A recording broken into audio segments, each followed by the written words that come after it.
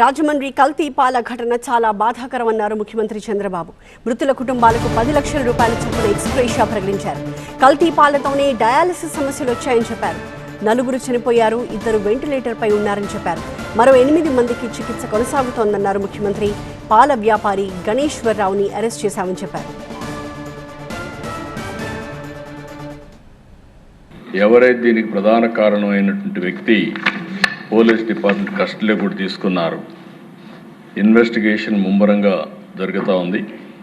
ఈ నమూనాలు కూడా state food laboratory Hyderabad, state food laboratory Visakhapatnam, Vimta labs హైదరాబాద్కి నమూనాలు పంపించారు. కేసు కూడా ఎవరైతే మృతురాలు తాడి కృష్ణవేణి కుమారుడు సీతారామయ్య ఇచ్చారు, దాన్ని ఆధారంగా చేసుకొని 194 సెక్షన్ కింద బిఎన్ఎస్ఎస్ కింద సెక్షన్ 174 సిఆర్పిసి కింద కేసు కూడా బుక్ చేశారు. ఇతను ఎవరైతే డైరీ మెయింటైన్ చేస్తున్నాడో అద్దాల గణేశ్వరరావు, అతన్ని పోలీసులు తీసుకొని మొత్తం కూడా ఇన్వెస్టిగేషన్ చేస్తున్నారు.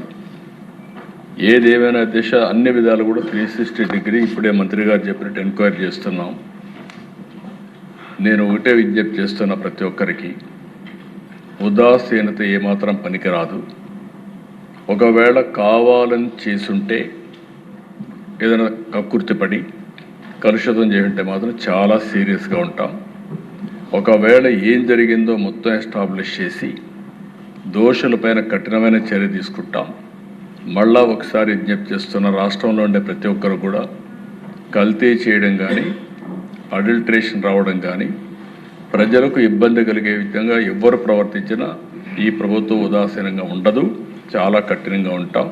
ఆ విషయం గుర్తుపెట్టుకోవాల్సిందిగా మరొక్కసారి హెచ్చరిస్తూ, ఎవరైతే చనిపోయారో ప్రాథమికంగా 4 చనిపోయారు.